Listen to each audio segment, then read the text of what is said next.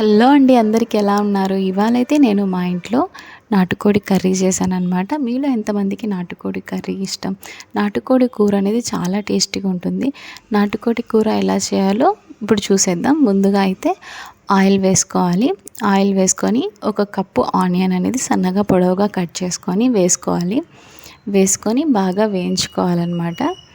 ఇవన్నీ బాగా వేగాక కొంచెం ఇవంతా మొత్తం గోల్డెన్ కలర్లోకి వచ్చేయాలి ఆనియన్.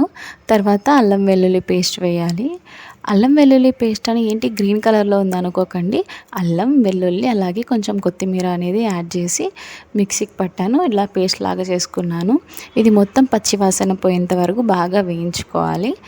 ఇదంతా బాగా వేయించుకున్న తర్వాత మనం ఇందాక కడిగి పెట్టుకున్న నాటుకోడి కర్రీ అనేది ఇందులో వేసేసుకోవాలి.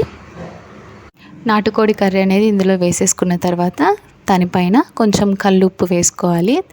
తర్వాత అలాగే కొంచెం పసుపు అనేది వేసుకొని ముక్క అనేది బాగా కలుపుకోవాలన్నమాట. ఉప్పు పసుపు పట్టే విధంగా బాగా కలుపుకొని కాసేపు మూత పెట్టి అట్లాగే ఉంచుకోవాలి. అలాగా ఉంచుకున్న తర్వాత మూత తీయంగానే దాంట్లోంచి నీళ్ళు అనేది బాగా ఊరుతూ ఉంటుంది. అప్పుడు ఒక కప్పు టమోటా అలాగే ఒక 2 టేబుల్ స్పూన్ కారం అనేది వేసుకొని ఇందాక విధంగానే బాగా కలుపుకోవాలన్నమాట. మొత్తం బాగా ముక్కకి ఉప్పు కారం పట్టే విధంగా బాగా కలుపుకోవాలి. మళ్ళీ మూత పెట్టేసి ఒక 2 మినిట్స్ అలా ఉంచాలి. అప్పుడే ఉప్పు కారం అనేది ముక్కకి పట్టి బాగా టేస్ట్ వస్తుందన్నమాట. తర్వాత తగినంత వాటర్ అనేది యాడ్ చేసుకొని ఇదంతా బాగా ఉడకనివ్వాలి. బాగా ఉడుకుతూ ఉండగా లోపల నుంచి వాటర్ అనేది మొత్తం పోయి బాగా ఉడుకుతుంది. అప్పుడే ముక్క అనేది బాగా ఉప్పు కారం పట్టి బాగుంటుంది. ఇలాగ ఉడికిన తర్వాత ఒక కప్పు కొబ్బరి పొడి అనేది ఇందులో యాడ్ చేసుకొని బాగా కలుపుకోవాలి. కొబ్బరి పొడి యాడ్ చేసుకున్న తర్వాత కాసేపు అలాగే పక్కన పెట్టేసుకొని మూత పెట్టేసుకొని ఉంచేసుకోవాలి. ఇది బాగా ఉడకాలన్నమాట. ఒక 50% అనేది ఉడికాక కొబ్బరి పొడి అనేది మనం యాడ్ చేసుకోవాలి. బాగా ఉడుకుతుంది.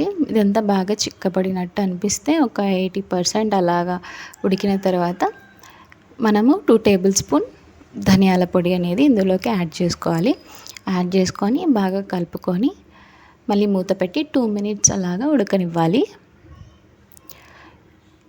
అంతే అండి. ఉడికిన తర్వాత మనం అనేది ఇంకా స్టవ్ ఆఫ్ చేసుకోవాలి. కూర అనేది బాగా చిక్కబడిన తర్వాత స్టవ్ ఆఫ్ చేసుకొని దించేసుకోవాలి. ఇది చపాతీలోకి కానీ అన్నంలోకి కానీ బగారా రైస్లోకి కానీ చాలా టేస్టీగా ఉంటుంది. జ్యూసీగా బాగా ఉంటుంది. మీరు కూడా తప్పకుండా నేను చెప్పిన రెసిపీ ట్రై చేయండి. మీ ఇంట్లో వాళ్ళందరికీ ఖచ్చితంగా నచ్చుతుంది. అయితే సబ్స్క్రైబ్ చేసుకోండి.